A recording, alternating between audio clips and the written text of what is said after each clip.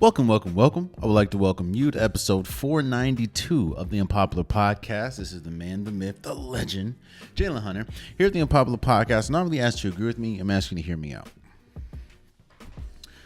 I want to start this episode by saying congratulations to the Rose Basketball Club for winning the inaugural UnRivaled championship. Chelsea Gray won the playoff MVP, and Nafisa Collier won the regular season MVP. They played the vinyl. The Rose played the vinyl in the finals, and ultimately the Rose won. I've talked about it a lot. I've talked about what needs to happen for something to succeed. So I'm not here to rehash that. I'm not here to continue to harp on something. But I want to give such a big shout out and such a congratulations to the UnRivaled, because you're already starting a new league.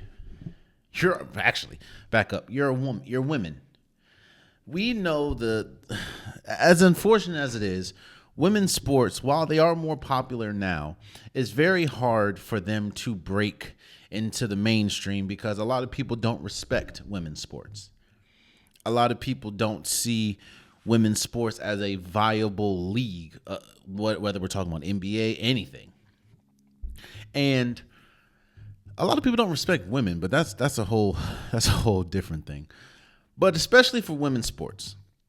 On top of that, you're going up against the league. Well, let me say this. I'm not going to say you're going up against the league. You're a new league. And while, yes, women's sports is more popular than ever, whether we talk about basketball, college basketball, there's a lot more stars when we talk about women. And it's so difficult to start something new and to gain support. And I don't think the first year of UnRivaled could have went any better.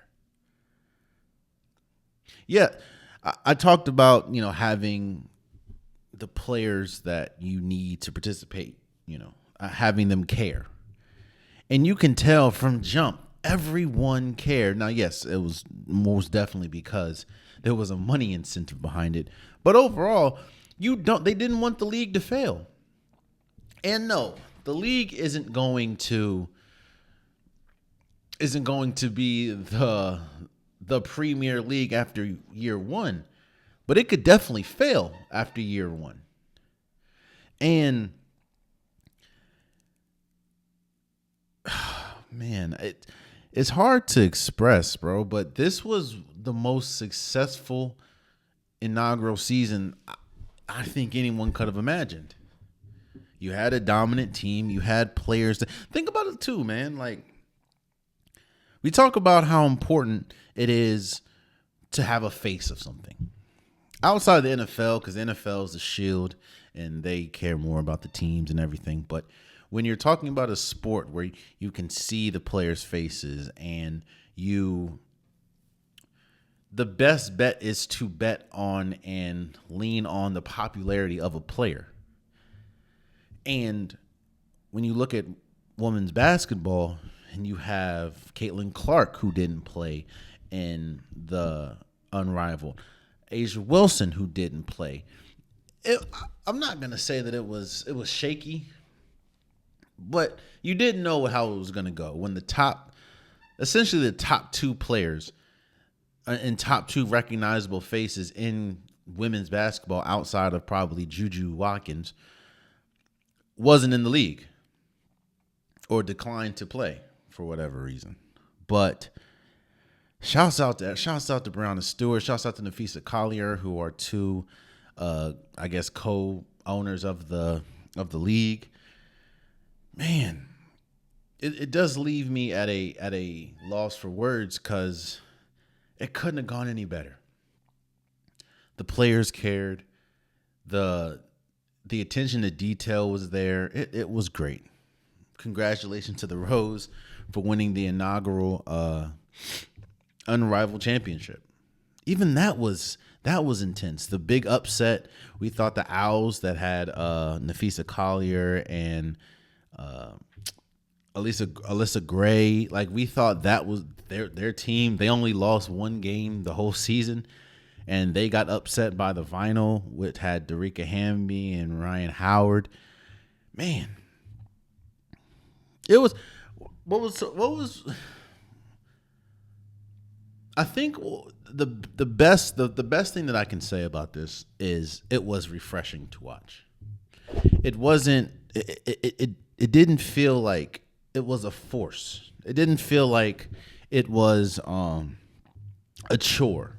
You know, there are times when NBA games feels like a chore to watch. You only watch because either that's your favorite team or, you know, there might be a storyline attached to the game that you want to keep your eye on. Sometimes it's a chore to watch an NFL game, you know. It didn't feel like a chore to watch an Unrivaled game, and it was fun. I'm not saying Unrivaled is the best league out there. Don't hear me say that, but I'm just saying congratulations. Congratulations to everybody that was involved. Congratulations to everyone that I don't know was involved that's behind the scenes. I don't think an inaugural season could have gone any better than Unrivaled win.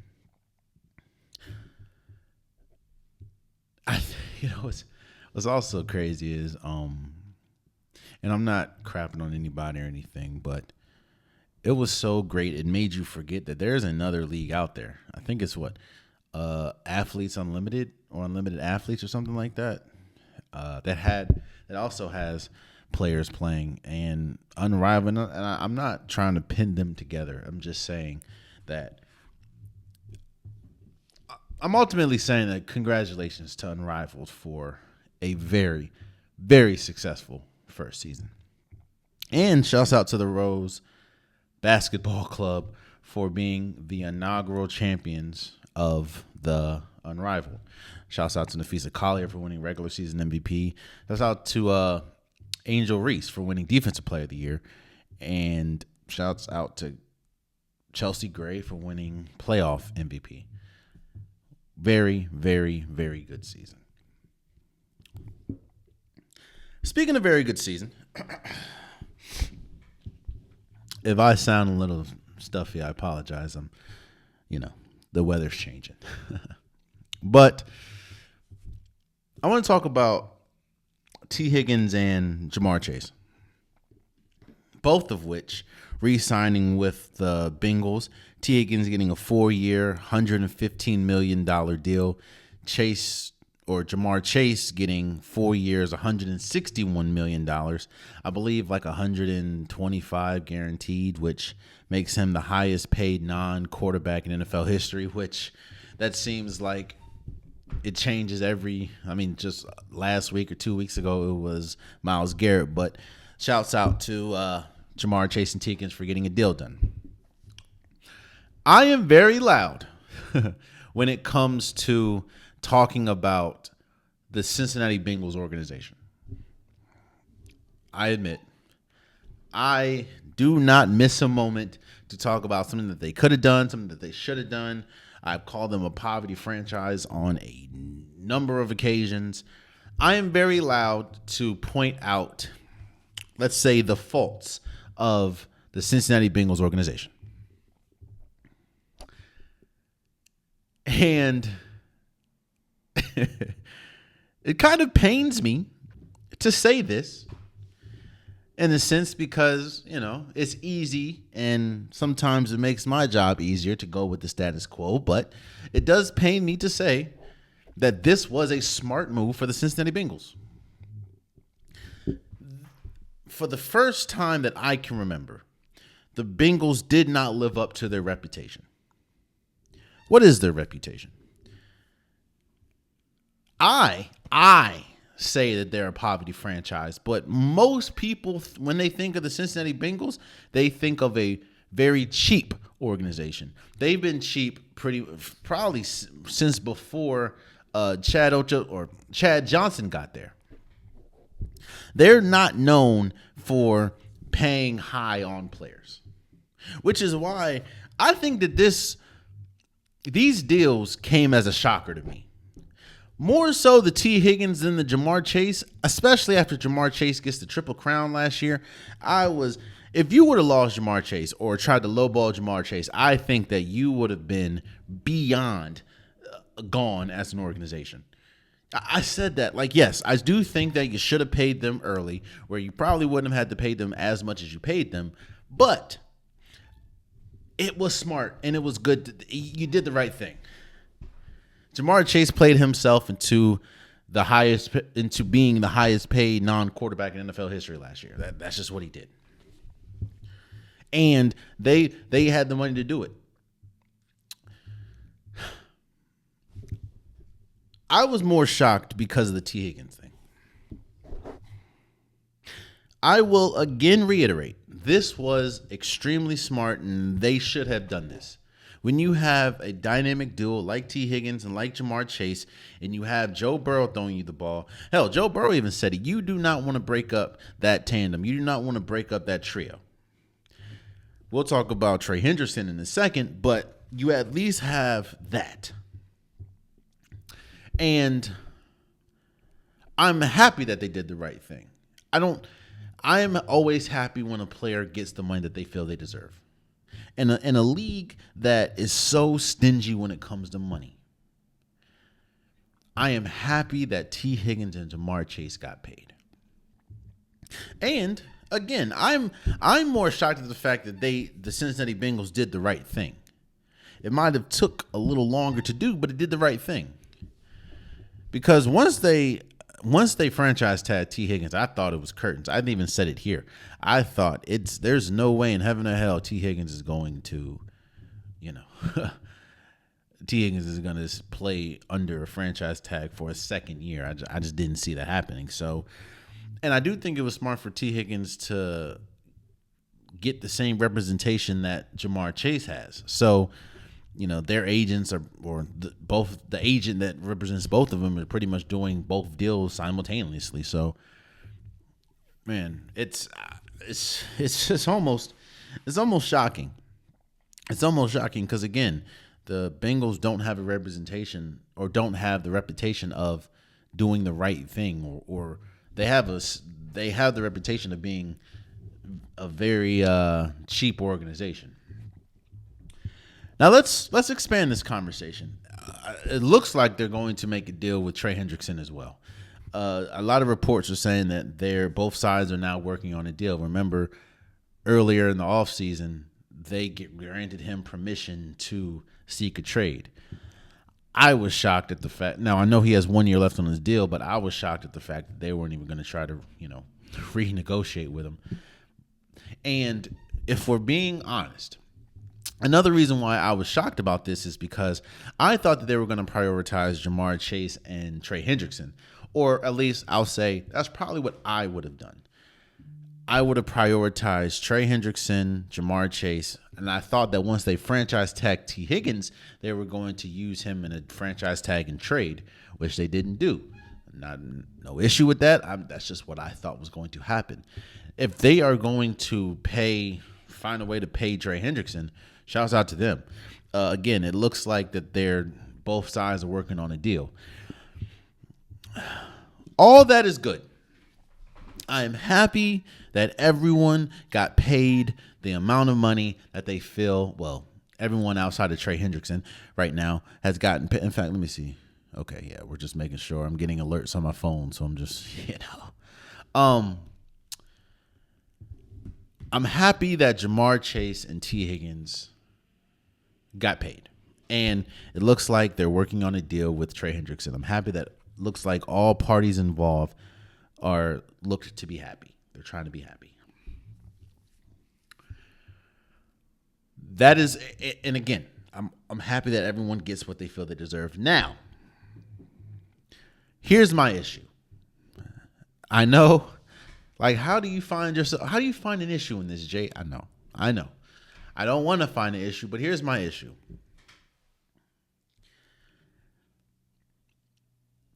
there is also a reason why this organization is considered cheap. I don't know if a lot of people knew this, but they had to take out like a loan on their stadium just to pay just to pay Joe Burrow. And while yes, you don't want to break up that trio, you pay 3 people this much money, and I mean Joe Burrow, Jamar Chase, T. Higgins. This is essentially your team. This is essentially the team that you have going into battle because you now are pretty much strapped. You don't really have, which is I'm going to be surprised if they find a way to give Trey Hendrickson the money that he's asking for.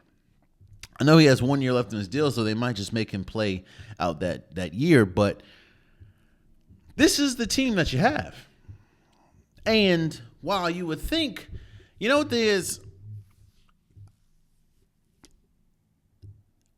the Cincinnati Bengals are kind of mere right now another team in the NFL. Has a good to great quarterback. The other team has a good. This one has a great. Joe Burrow is great. Has a great quarterback. 2 great wide receivers. An okay running game.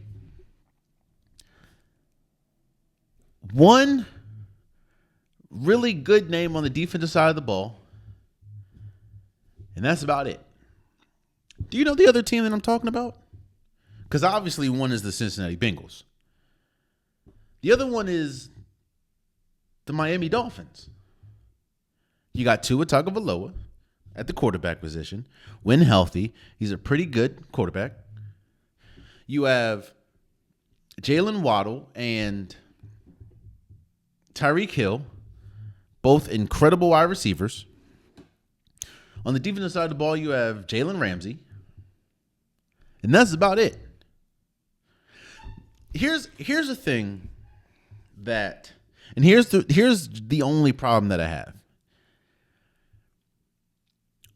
Last year, this was the team that you had. You're probably still going to keep Trey Hendrickson. You have Jamar Chase. You have T. Higgins. The offensive line is still not good. The defense is atrocious outside of Trey Hendrickson. If this team wasn't good enough to even make the playoffs last year,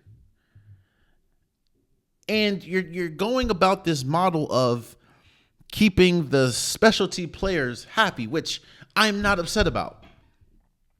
I think if you have the talents that you have, you should not lose them, especially if you have the ability to keep them. My issue is you're cutting off your nose to spite your face. Yes, I want T. Higgins to get paid, but how do you pay T. Higgins, pay Jamar Chase, who both deserve their money, and also address an offensive line that was poor last year? Do you know how many sacks Joe Burrow took last year just because the offensive line can't protect? Now you can say, well, what about injuries? What happens when they're healthy? When was Joe Burrow's line ever, even during the Super Bowl run, Joe Burrow's line wasn't good? So now you don't have money to address the offensive line. And outside of Trey Hendrickson, which we'll see if they get a deal done or not, you don't have money to address the defense, which is why, might I add, you did not make the playoffs last year. It wasn't because they had one of the most prolific offenses in football. They had a Triple Crown winner on their team. I think if it wasn't for their record, Joe Burrow would be hoisting the MVP, not Josh Allen, not even Lamar Jackson. If Joe Burrow won the MVP last year, and because they had a better record and everything Joe Burrow had in the season was the same, you would not hear a peep from anybody. Meaning Joe Burrow, I think, had the most passing yards, had the most touchdowns. Like, They just didn't win games. If they would have won games, nobody would have been like, well, Lamar Jackson. No. But because their defense was so bad, they didn't even make the playoffs. I talked about that all season and the end of the season. They wasted 3 historical seasons. One from Jamar Chase, one from Joe Burrow, and one from Trey Hendrickson. Trey Hendrickson led the league in sacks.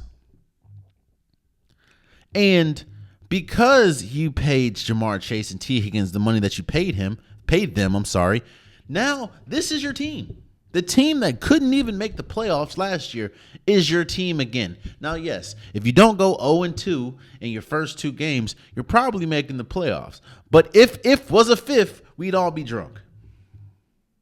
So you're basing yourself, you're modeling yourself off a team like the Dolphins that have the same type of issues. It's like, again, I'm not mad, and I understand completely why you pay T. Higgins and Jamar Chase, but I'm just saying, like, all right, well, I guess you gotta hope that you just win in shootouts, which you weren't able to do last year.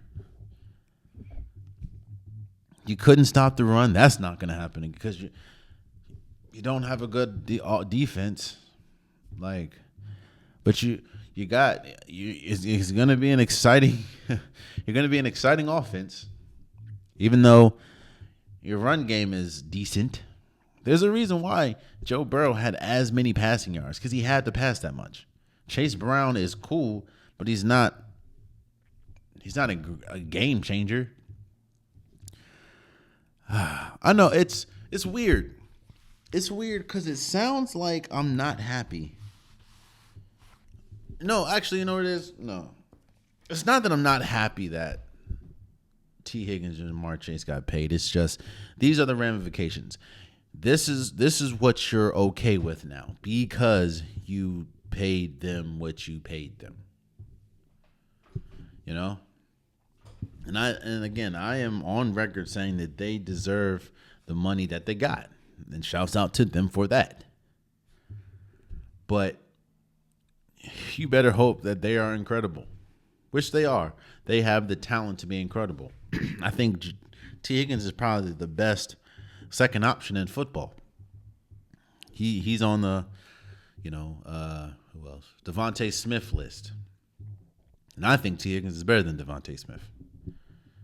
I think, Jalen Waddle, Devontae Smith. I think T. Higgins is probably the second best second option on a team. And you can argue any given Sunday who's better between Jamar Chase and Justin Jefferson.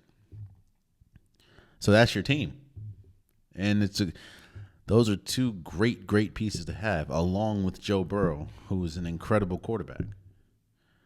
But this is where your money's going. And I'm not going to be shocked. In fact, I'll be more shocked if this team, if Joe Burrow isn't high in the sacks. I'll be shocked if the defense turns around because it never really turned around throughout the season. It was just Joe Burrow was going crazy. Jamar Chase was going crazy. But, hey, man, I do think that they deserve the money that they got. So, shouts out to them. This is just the Bengals, and we'll see what the Bengals do next year. So, speaking of next year, I want to have a conversation about Paul George. I want to talk about Paul George. Because a couple episodes ago, I talked about the legacy of KD and how I think KD's decision-making, especially from his years in Golden State and after, really cemented his legacy. And shaped it in a way where it may be favorable to him, maybe not. I don't know. That's obviously up for debate, and that will be talked about for years. But I do think that his decision making dictated a lot of his legacy. And then we get back to Paul George. This is coming off of the heels of Paul George being shut down for the season. Count that. That's two of the big three that was formed just this offseason in Philly. Joel Embiid is out for the season, and now Paul George is out for the season. Obviously, both are out due to injury. And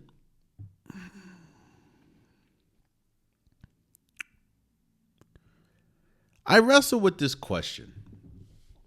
The question is Paul George a Hall of Famer? Now, I know that when somebody heard me say that, I heard, hell no. I can just hear it through the phone. I can just hear it through the headphones. I can just hear it. Hear it through the camera. I can hear it.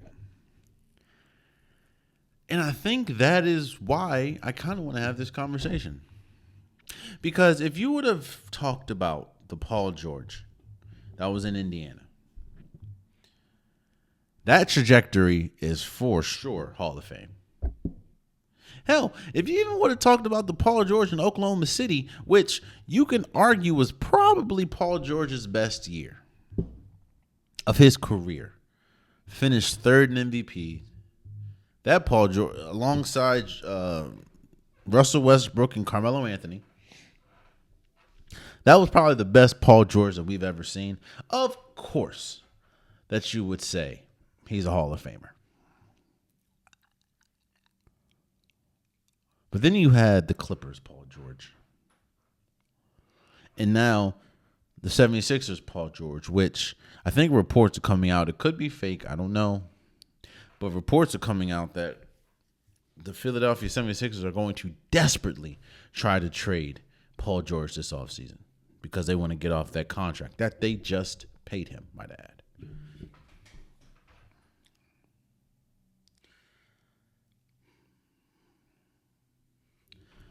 I think, as unfortunate as it is, I don't think Paul George is going to have the greatest of legacies when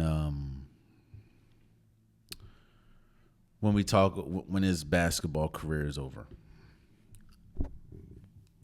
Now, a lot can dictate a basketball career. And as unfortunate as it is, I think we talk about Joel Embiid's career differently than Paul George because of the talent. And the fact of, Joel Embiid has an MVP, But Paul George, honestly, since leaving Oklahoma City to go to the Clippers, has been one of the most injury-prone players in the NBA. Very small list. Him, Kawhi Leonard, Joel Embiid, they're on a very small list of it's seemingly always injury-prone players. And for Paul George, I think what has hurt him more than anything, which is going to be crazy to say, but what has hurt him more than anything is, at least this year, let's just speak on this year, is playing through injury. Because when you play through injury, nobody cares about the excuse. Now, if you're unable to play due to injury, we get it. Yes, there's still going to be some type of vitriol towards that, but it's not going to be as venomous as it would be if, like Paul George, you were playing hurt, which drastically hampers your ability to be the best you can be. Hell, it was well documented that in the month of February, a Max player in Paul George did not score over 20 points. In fact, I don't think he scored 20 points in the month of February. When you're a max player, especially on a team that you're needed to be that type of player because Joel Embiid is out, that's not a good look. Yes, people knew that Paul George was playing hurt, but they don't care. You're still out there. That's what you hear players talk about it. If you're not healthy, don't play. Because if you are out there, you're expected to be the player that we need you to be. And with no Joel Embiid, they needed Paul George to be Paul George.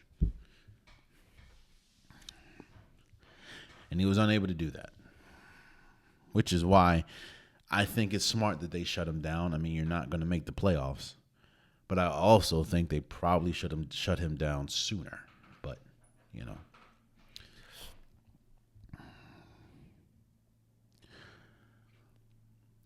what's unfortunate about Paul George is now he is the face of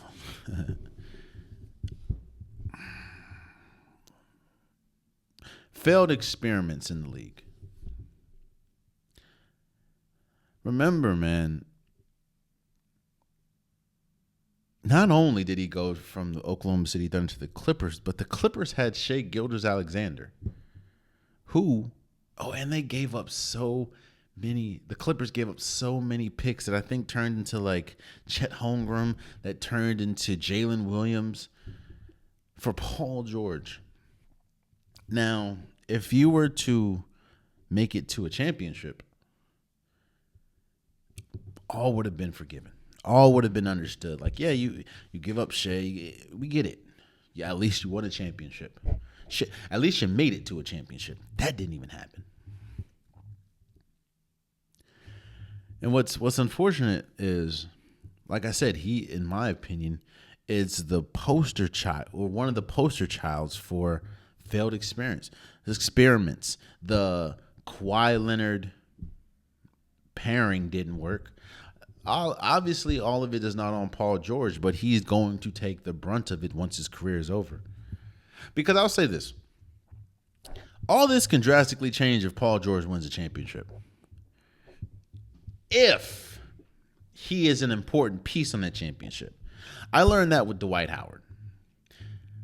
Dwight Howard was an important piece to that 2020 Lakers championship, but he wasn't the piece.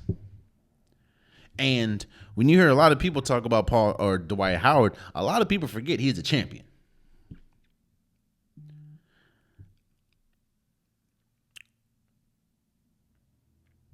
But I don't foresee, especially if this is going to continue for the 76ers, and it really depends on where and if they trade him, I don't see him winning a championship. But he's going to be one of the faces of the failed Clippers experiment. And now he's going to be one of the faces of the failed 76ers, which is why one of the reasons why I have this hat on. Failed experiment. Because yes, I understand that because Kawhi Leonard was out, Paul George did lead the Clippers to their first and only, now I think about it, Western Conference Finals. They ultimately lost to the Suns, but still, no one's going to think about that. Because when you give up as much as you give up to get a player like Paul George, you need to go a little bit further than the Western Conference Finals. Once, might I add. Then on top of that, the other years that he played for them, he was not healthy. Neither was Kawhi, but we're not talking about Kawhi right now. Kawhi Leonard has 2 championships, 2 Finals MVPs. Like, what? That's the thing.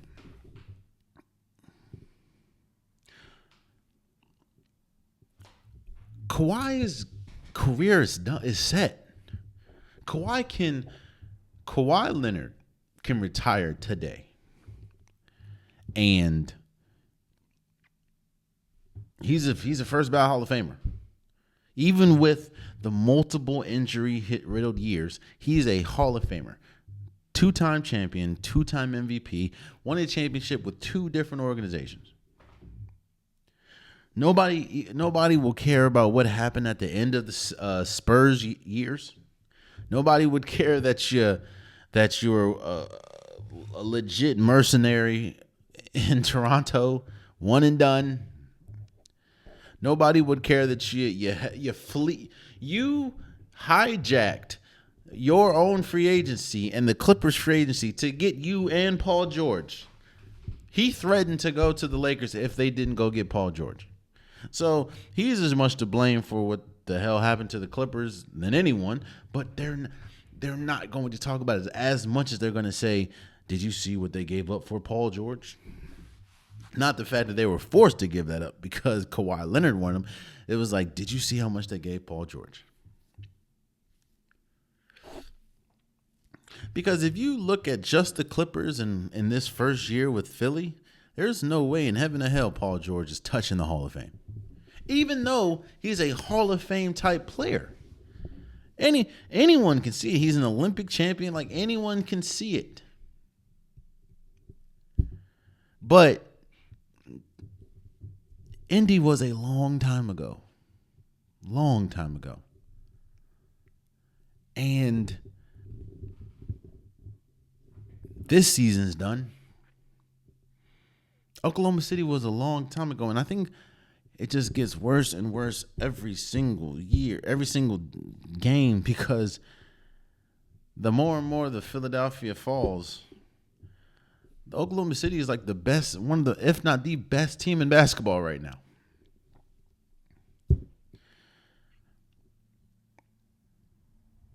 The question is, what do you think Paul George's legacy is going to be? And honestly, man, he was a good player, but he's also going to be at least one of the faces of failed experiments, which is crazy. Now, this can all just be a one-year thing. They can come back fully healthy.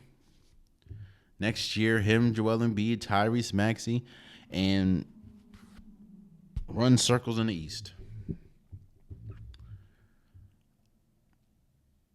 But as unfortunate as it is, I just like, I'm sure you, and hell, not even 76ers fans believe that's going to happen. That's where he's played himself into. As unfortunate as it is. I hope for a speedy recovery. I hope that Paul George is healthy for next season, no matter where he is, because, again, reports are the 76ers are going to desperately try to trade him. But I also, that's another thing. Players as good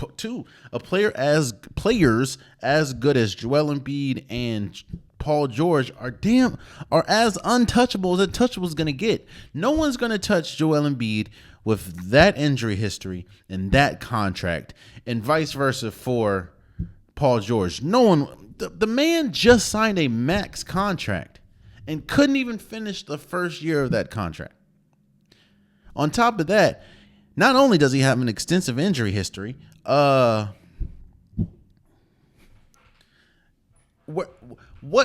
team has he outside of the Pacers and Oklahoma City for 2 years? What team did he change for the better? But what team was he the man and the team had high success? So you're getting an expensive, injury-prone player that isn't good enough to take your team over the, which is crazy, man. Because bro, I'm sitting here thinking, I thought Paul George would have been perfect in Golden State, and honestly, he probably would have. You're not asking him to be, the man. You're not even asking him to be you're asking him to play the role that Jimmy Butler's playing. I think Paul George, maybe the temperament's not the same, obviously, but I think Paul George is good enough to play that role. And that didn't happen for whatever reason. And now as we look, Excuse me. Damn, man, it's crazy. This is also shows you like, man, trajectories can change in an instant. Because again, nobody would have saw. Yo, Paul George finished third in MVP voting. In fact, back in, let me see when that was. I believe 2019. I believe it was 2019 that Paul George finished third in MVP voting. Let me see. Paul George. Let's go to your stats, buddy. 2017-18. No, 2018-19. He averaged 28 points a game. Played 77 games. Damn. 77 games. And finished third in MVP. Since then, Paul George has played 48 games, 54, 31, 56. He did play 74 last year and 41 this year. And now, bro, he's getting booed at WWE game matches, bro. Like,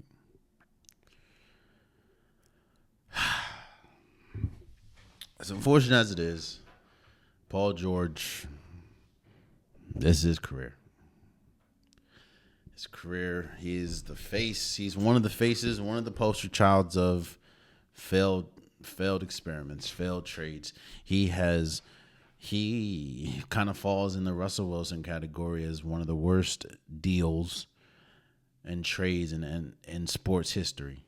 Remember Russell Wilson, all that the Seahawks gave up, or all the Broncos gave up to get him, and then sign him to that astronomical contract to be gone in like 2 years.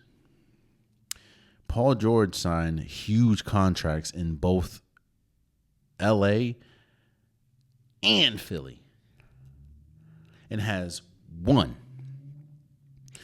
Yeah, not only does he have one Western Conference Finals appearance, he has one season where he played over 56 games, or over 57 games. One, and that was last 2023-2024. And if I'm not mistaken, they got embarrassingly bounced out the playoffs last year against the Dallas Mavericks when they had him, James Harden, Russell Westbrook, and Kawhi Leonard.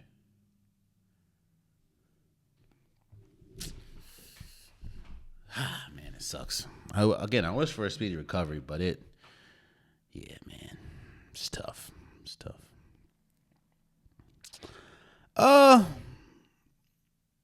Lastly, before we go, because this is going to be a quick one, it is well documented that I am a North Carolina fan. Oh, also, while I'm recording this, it's Tuesday, March 18th. I know the first game, they're playing San Diego State today, so I don't know the outcome. They could win, they could lose. I don't know. I'm talking right now, late afternoon, early evening, so I don't know what happened in the game. I know they're in the play-in, but that's what we're talking about. It is well documented that I am a North Carolina fan. Out of all my favorite teams, North Carolina is my one. You know how everyone has that favorite team? Like, you can like all the teams in your home state, but because basketball is your favorite sport, that basketball team is your favorite team above all, or football. You know what I'm saying? North Carolina is my favorite team above every team that I like. It just hurts a little more when North Carolina loses compared to any of my other teams. I'm still, it still sucks when they lose, but So, because that's widely known that I am a avid, huge North Carolina fan, everyone and their mama wants to ask me how I feel about North Carolina being the literal last team to make it into the tournament. We've heard everything. We've heard so many different opinions on this, how bad the committee messed up, how bad North Carolina doesn't deserve to be there, how the hell did North Carolina make it over a team like West Virginia? What is going on? Jalen, do you feel that North Carolina deserved to make it? Yeah, you're probably a fan, so you obviously are not going to be biased in this situation, or you're obviously going to be biased in the situation and say that North Carolina deserved to be in it. What is your opinion on North Carolina making the tournament? That's what I've heard. That's what I've heard. That's what I've been asked. People are in my DMs going crazy. People that I see on an everyday basis is stopping me and asking me.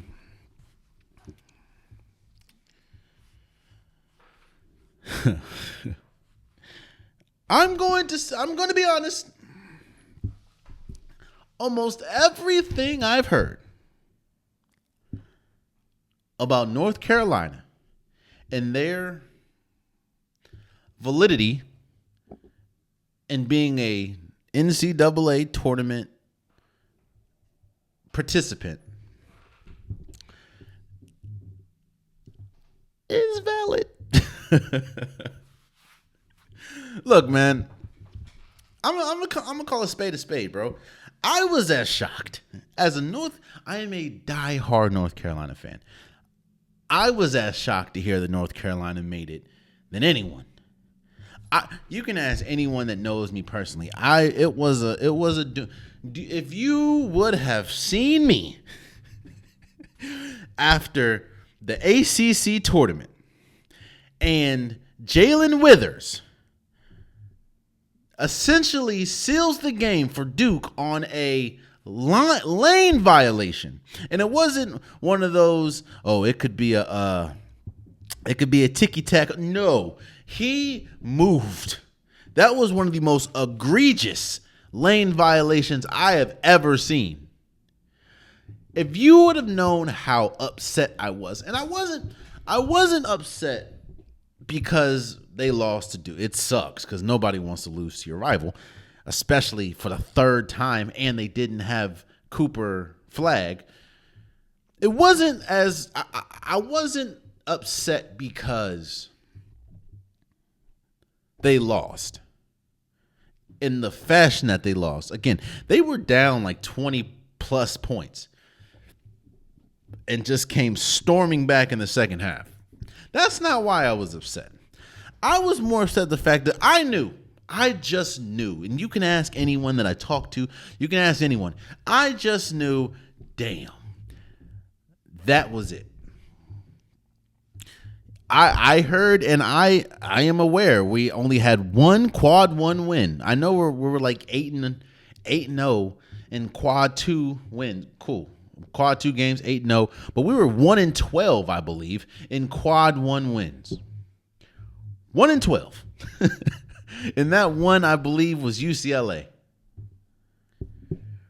On top of that, there are 3 other teams that are in the tournament from the ACC. There's Clemson, there's Louisville, and there's Duke.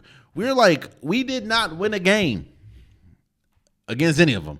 On top of that, the closest, I believe, from all 3, our closest game was the ACC championship or ACC tournament, where we lost to Duke without Cooper Flag. Outside of that, Louisville destroyed us twice, Clemson destroyed us twice, and Duke destroyed us 2 times and won the third.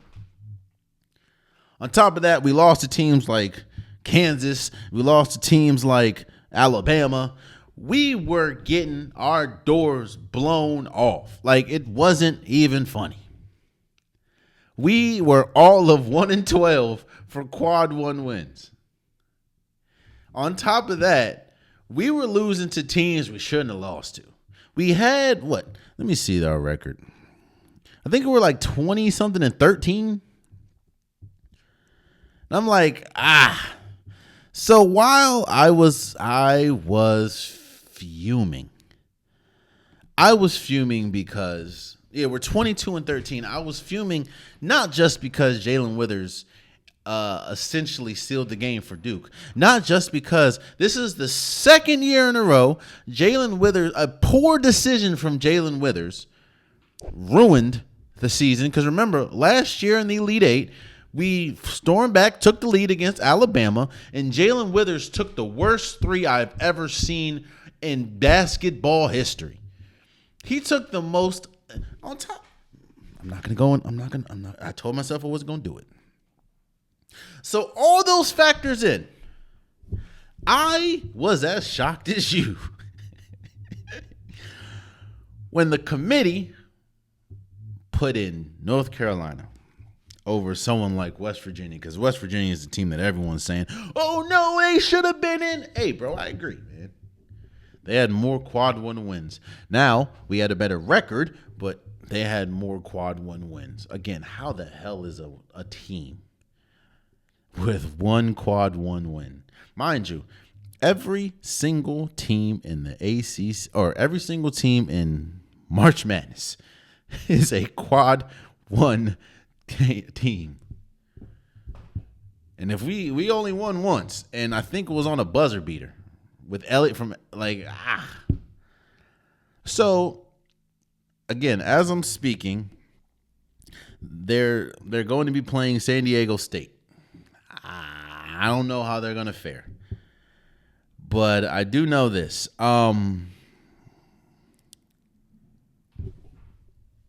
We in. and what's crazy is, again, I'm speaking before this happened. We could make a little run.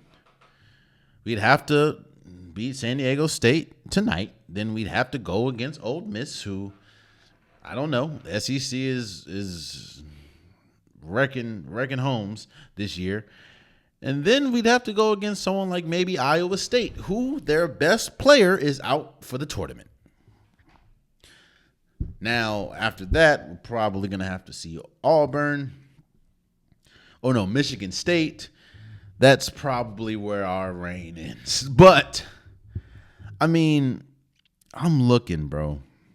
We lost to Kansas by 3. We lost to Auburn by 13. We lost to Michigan State by 3. We lost to Alabama by damn near 20. We lost to Florida by 6. Where's the we lost to Stanford. We lost to Wake Forest. We lost to Pitt by 8 points. Duke beat us by 17.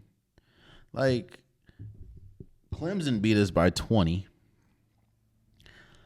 Yeah, man. I am a diehard North Carolina fan, but I'm also not blind.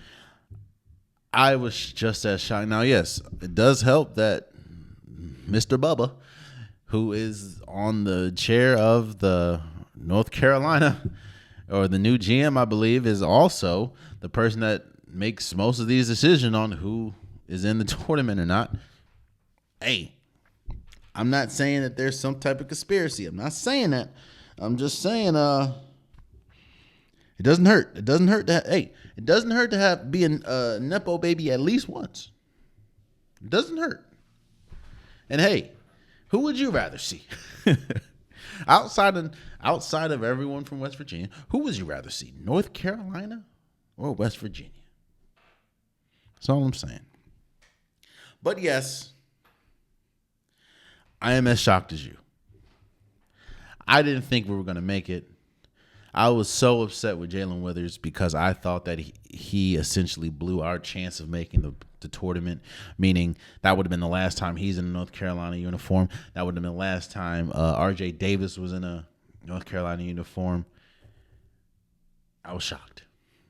I thought it was over. I thought it was curtains. I just knew we had to make it to at least the ACC championship to win or to be in, and we didn't do that. And we finished fourth in the ACC, this is historically a down year for the ACC. And some way, somehow, we won. We finished 13-7 in the conference. We won. I'll take it. Again, all my biases out. You guys are absolutely correct. I'm as shocked as y'all. I didn't think we should have made it. As a North Carolina fan, I didn't think we should have made it. But hey, I didn't make decisions. I just live with the consequences. There you have it. That's been today's episode of the Unpopular Podcast. I truly, truly, truly appreciate you guys.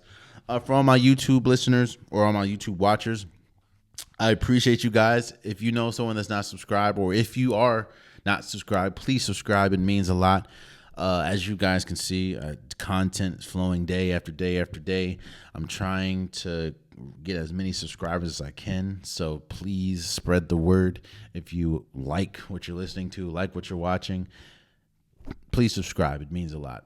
Also, from my DSP listeners, Apple Podcasts, Spotify, SoundCloud, please follow, please subscribe. It means so much to me. No platform is more important than the other. I appreciate everyone that supports. If you want to continue to hear my luscious voice, please, please, please subscribe. If you know someone that loves sports and would love to listen, I know there's a lot of people that put on podcasts in the background. Hey, tell them to subscribe. It means a lot. Also, from my social media people, Instagram, TikTok, Facebook, please follow, please subscribe. That's probably the quickest way to get to me. Reels, stories, we can go back and forth in the comments. Just keep it respectful. And I don't mind going, even if you don't agree with what I'm saying, I don't mind going back and forth. It just means A, you're listening to me. B, you are passionate about whatever we're talking about. And C, you have a different opinion. And I don't mind any of it. I appreciate it all. I don't mind going back and forth.